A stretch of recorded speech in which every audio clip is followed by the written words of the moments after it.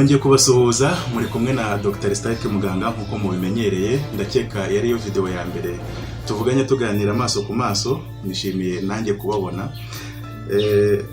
Tugiye kuganira ku kiganiro kivuga ibijyanye na tangawizi, vitamine C cyangwa se bino byo kwiyuka, inturusu n'indi miti myinshi ya gakondo abantu bashobora gukoresha kuri coronavirus. Ese iyo miti ishobora gukora? Kwiyuka, gukoresha vitamine C, gukoresha tangawizi ni imwe mu miti abantu benshi bamaze kumenyera barimo barakoresha mu kwivura covid mu rugo. Umuntu arajya kwipimisha, niba basanze covid ari positive agahita aza mu rugo, cyangwa se akaza kwa muganga agatangira akavuga ati munyandikire vitamine C, munyandikire azithromycin, munyandikire imiti niye. Ese mu by'ukuri ko kuri ya miti hari ikintu imara? Ese tangawizi, icyayi cya tangawizi, vitamine C n'ibindi umuntu yiyuka, ese hari icyo bimara? Nibyo tugiye kureba. Ikintu cya mbere tugomba kuzirikana cy'ingenzi nuko covid nta muti igira. Covid nta muti igira, ntivurwa. Ni ukuvuga, iyo tuvuze ngo umuti wa covid, ni ukuvuga umuti ushobora kugenda ukica virusi zose ziri mu mubiri zigashira. Ni ibyo ngibyo tuvuga ko covid nta muti igira. Malaria igira umuti. Malaria igira umuti kuko coartem iyo zinjiye mu maraso zica utumikrobe twose twa plasmodium turi mu maraso tugashira. Igituntu kigira umuti. Kubera iki? Kuko iyo ufashe iriya miti banywa y'igituntu, iriya banywa amezi 6, igenda yica ziriya mikrobe za bacille de coque zose kugeza zishize mu mubiri. Icyo nicyo twita umuti w'indwara. Umuti w'indwara ni umuti ushobora kugenda mu mubiri ugakuramo izo mikrobe zose zigashira cyangwa se zigapfa. Ariko noneho covid nubwo nta muti igira, ariko uyirwaye ashobora guhabwa imiti runaka. Iyo miti bari yiki? Iyo miti bari yo kugabanya ibimenyetso no gutuma umuntu ataremba mu buryo bwihuse. Dufata urugero, wenda nka malaria iramutse itagira umuti, wenda coartem ijya kubidahari, umuntu yashoboraga kurwara malaria bakamuha paracetamol kubera ko aba ari kubabara umutwe, afite n'umuriro, bakamuha umuti w'umuriro, bakamuha imiti ituma ataruka, bakamuha imiti ituma atababara mu ngingo, bakanamuha n'imiti imwongerera imbaraga. Ariko ibyo ntibivuga yuko malaria yabivuye mu maraso. Icyo gihe ushobora gukomeza ukaremba, cyangwa se umubiri ubwawo ukaba ushobora kurwanya ya mikorobe ya malaria kugeza ishize mu mubiri. Cyangwa se wenda tugaruke ku gituntu. Niba igituntu nta muti gifite, igituntu iyo kitagira imiti, umuntu yari kuzajya arwara igituntu bakamuha imiti y'inkorora, bakamuha imiti y'umuriro, wenda bakaba bashobora no kumushyira kuri oxygene kugira ngo abashe guhumeka neza, mbese bakavura ibimenyetso. Indwara zose zitagira umuti tuvura ibimenyetso byazo, tugakora ku buryo umuntu nubwo nta muti yaba afite uri buvure indwara ye, ariko byibura ibimenyetso bigashira. Aha rero ni kimwe na grippe. Grippe nayo buriya ni imwe mu ndwara zitagira imiti. Grippe iterwa n'agakoko kitwa influenza. Hari influenza zo mu bwoko bwa A na influenza zo mu bwoko bwa B. Hari andi mavirusi bita marinovirus, amenshi muri yo nta muti agira. Umuti ndavuga uwagenda ukica ziriya virusi zigashira.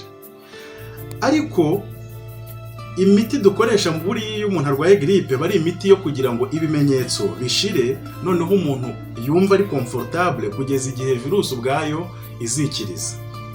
Umuntu urwaye grippe tumuha Coldicap, tumuha za Ferivex, tumuha ya miti yose umuntu anywa y'ibicurane, akagenda akayinywa. Ibicurane donc gufungana mu mazuru bigahagarara, kwa gushongonoka tw'utumwira bigashira. Noneho ukamuha anti-allergique kubera ko ibicurane byinshi biterwa n'ama-allergie. Tukamuha imiti y'umuriro, tukamuha imiti y'umutwe kugira ngo agume ari comfortable. Ariko noneho ikitumye ngaruka kuri grippe nuko grippe yenda gusa na covid. Kandi hari ibintu abantu benshi bagiye bakoresha muri grippe kera bikabafasha. Urugero, kwiyuka, inturusu, ibibabi by'inturusu byagiye bikoreshwa mu kuvura grippe, kandi si no mu Rwanda gusa, no mu bindi bihugu. Hari n'ubushakashatsi bwakozwe bugaragaza yuko ibibabi by'inturusu bibamo umuti bibamo ibinyamavuta byitwa cineole. iyo Cineol iyo umuntu ayihumetse ishobora kugabanya ibicurane, ishobora guca intege virusi zitera ibicurane, ishobora no gutuma umuriro ugabanuka. Nanone tangawizi nayo abantu benshi bagiye bayikoresha mu kwivura ibicurane. Tangawizi ubushakashatsi bwagaragaje ko ikigabanya ni kakayi ko mu muhogo, ariko ntikiza ibicurane nyirizina. Tangawizi ishobora gutuma umuntu atagira iseseme, kandi ibicurane akenshi bitera malaise, umuntu akumva ameze nk'ushatse kugira agaseseme. Tangawizi burya ivura iyo seseme, ariko ntabwo ivura ibicurane nyirizina. Hanyuma hakaza vitamine C. Vitamine C nayo ubushakashatsi bwagaragaje yuko ishobora kugabanya igihe umuntu yamara arwaye ibicurane. Ni ukuvuga ngo utayinyweye ushobora kumara iminsi 5 cyangwa 6 birwaye, ariko wayinywa ikaba iminsi yagabanuka ikagera kuri 4. Ariko vitamine C nayo ubushakashatsi bwagaragaje ko nta kindi kintu kinini imara ku bijyanye n'ibicurane. Hakaba rero noneho n'indi miti yongera immunite, hari za zinc, hari za manganese n'ibindi. Iyo miti abantu benshi bagiye bagerageza kuyikoresha. Kuki rero ya miti ivura gripe abantu benshi bayifata bagahita bayikoresha noneho no muri covid, kandi bakizera kuri bubakize? Ese koko irabakiza? Ese koko hari ikintu bimaze? Nibyo ngiye kubasobanurira. Hagati ariko ibuka gukanda subscribe kugira ngo ubone ibiganiro byacu uko bisohotse. So impamvu iriya miti ya gripe abantu banayikoresha muri covid nuko covid virusi yayo yenda gusa n'iy'ibicurane. Zandura mu buryo bumwe, zifata mu myanya y'ubuhumekero zombi. Donc imiti yavura ibicurane ukurikije teori ishobora kuba yanavura covid, ariko ugiye muri pratique biratandukanye. Buri ndwara bifite ukuntu kwayiteye, buri ndwara bifite ukuntu kwayifata. Niyo mpamvu wa muti wakoreshaga kuri gripe igakira hakenewe ubushakashatsi. Turebe se koko no muri covid koko urawukoresha ugakira. Ngiye kuba bereka ubushakashatsi bwakozwe kuri iyo miti, turebe niba koko hari ikintu imara. Nubwo covid ari indwara itandukanye n'ibicurane, ariko icyo bihuriyeho nuko iyo urwaye covid n'ubundi ubukeneye imiti yo kugabanya ibimenyetso mbere na mbere. Ubukeneye imiti yo kugabanya umuriro, ubukeneye imiti yo gutuma udakomeza gukorora, ubukeneye imiti y'ibicurane, ubukeneye imiti y'ububabare, ubukeneye ya miti yongera immunite n'indi itandukanye. Hari ubushakashatsi rero bwagiye bukorwa kuri ya miti abantu bakoresha muri gripe ngo barebe niba koko ya miti ishobora no gukora muri covid. Ubushakashatsi bwakozwe kuri vitamine C bwagaragaje ko vitamine C nta kintu kinini imara muri coronavirus. Icyakoze hari vitamine C abantu donc hari vitamine C kwa muganga bagutera mu mutsi mu rushinge. Vitamine C injectable ufashe byibura miligrama 1000 ku munsi. Izo babonye ko zishobora kongera immunite, zikaba zagabanya igihe umuntu amara arwaye covid. Ariko kuzinywa bino tujya kwa muganga mu Strepsil, mu vitamine C zisanzwe z'ibinini, nta kintu kinini zimara. Niko ubushakashatsi bwagaragaje. Ariko abantu bakazikoresha kubera ko bazi ko no muri gripe hari icyo zimara. Tujya kuri tangawizi. Tangawizi nazo zakozweho ubushakashatsi, kandi n'ubushakashatsi bufatika. Ubushakashatsi kuri tangawizi bwagaragaje yuko ikintu zamara muri covid no kugabanya kakayi no kubabara mu mihogo gusa, nta kindi. Ikindi tangawizi igabanya iseseme. Ubwo n'ubushakashatsi bwakozwe ko muri covid n'ubundi umuntu agira akantu k'agaseseme kubera ko ufite umuriro mwinshi, ufite gucika intege nako gaseseme. Ariko ku bijyanye no kongera immunite, tangawizi ubushakashatsi bwakozwe bwagaragaje ko nta kintu yongeraho kuri immunite y'umubiri wawe. Gukoresha inturusu, kwiyuka, abantu benshi barimo barabikoresha, haba no mu Rwanda, haba no mu Bushinwa, ndetse hari n'indi miti ikorwa mu nturusu isigayiza ari utuvuta turaho ushyira mu mazi ubundi ukiyuka. Ibyo bintu ntabwo bizavura covid, ariko niba wumva wafunganye mu mazuru biragufungura. Niba wumva watangiye kugira agakorora biragufasha. Kubera iki? Uriya muti witwa Cineol uba mu nturusu utuma mu bihaha hafunguka, bronchodilatateur, ukaba decongesta kandi ukaba ushobora no kugabanya umuriro mu rugero runaka. Abantu bashobora gukoresha vitamine C, bashobora gukoresha tangawizi, bashobora gukoresha inturusu. Ni imiti ikoreshwa mu kuvura COVID-19 ariko igabanya ibimenyetso cyangwa se yoroshya ibimenyetso, ariko ntabwo ari imiti yivura burundu. Kwa muganga imiti yemewe ikoreshwa hirya no hino ku isi mu kuvura COVID ni iyi ngiyi ikurikira. Hari dexamethasone.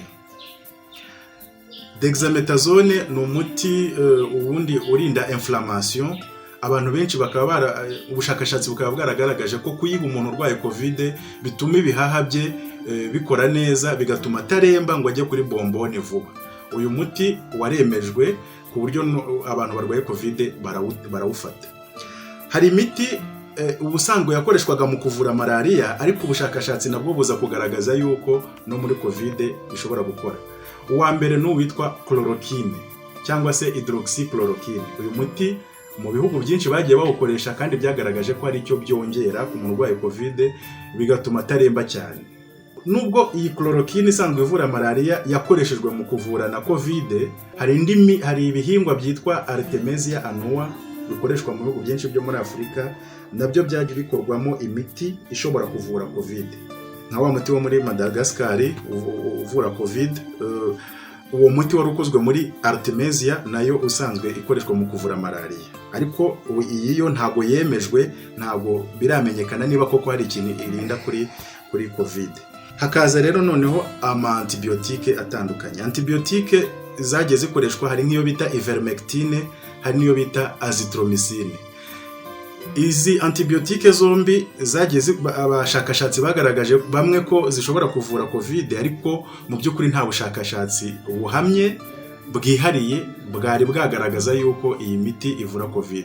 Na cyane cyane ko COVID ari virus, ama antibiotique akaba avura bakteri. Abenshi bavuga yuko nta mpamvu yo gutanga antibiotique muri COVID, ariko yaba ivermectine cyangwa se azithromycin zagiye zikoreshwa. Hakaza rero na favipiravir cyangwa se undi muti witwa remdesivir. Iyi ni imiti isanzwe ikoreshwa mu kuvura amavirusi, indwara ziterwa n'amavirusi cyangwa se antiviral. Izi nazo zagiye zikoreshwa mu kuvura COVID. Hanyuma mu kindi cyiciro rero hakaza imiti bita monoclonal antibodies. No kuvuga ni nk'abasirikare b'umubiri baba ari abakorano, noneho ya miti igizwe n'abasirikare b'umubiri bakayigutera mu mubiri, babasirikare b'umubiri bari bubashe kujya kuvura COVID. Izi antibodies zagiye zikorwa ni nka tocilizumab n'undi witwa Regeneron. Iyi miti nayo yagiye ikoreshwa kandi gatanga resulta nziza. Twafata nk'urugero igihe Trump yari yarwaye, Trump bamuhaye muri zino kategori twatumaze kubona, bamuhaye dexamethasone, bamuha remdesivir, bamuha nizi antibody bita Regeneron. Ibi biramukiza mu minsi, mwabonye ko yakize mu minsi 3. Kandi no mu bindi bihugu bagenda bakoresha uburyo butandukanye bwo gukombina iyi miti yo kwa muganga. So imiti yo kwa muganga bakoresha mu kuvura COVID turayibonye. Imiti abantu bakoresha mu rugo mu kwivura, inturusu, vitamine C na tangawizi, nabasobanura ibijyanye nayo, ntago ndi bubafatira umwanzuro, ariko mberetse uko ikora n'impamvu bamwe bahitamo kuyikoresha. Yaba ari iriya yo kwa muganga cyangwa se iyo mu rugo. Ariko ku bwanjye inama naguha nuko igihe urwaye COVID-19 basanze ari positif, niba nta kimenyetso ufite ntiwirirwe gufata imiti, kuko iriya miti si izavura iriya virusi, ahubwo izavura ibimenyetso. Niba ufite inkorora, shaka imiti y'inkorora. Niba wumva wafunganye, kwiyuka ni sawa. Niba wumva mu mihogo hakurya, ushobora gukoresha tangawizi cyangwa se vitamine C. Ariko niba nta kimenyetso ufite, nta mpamvu yo gukoresha umuti uwo ari wo wose. Murakoze, yari Dr. Starike Muganga. Mwibuke gukora subscribe kugira ngo muzabone n'ibindi biganiro ndimo kubategurira naho ubutaha.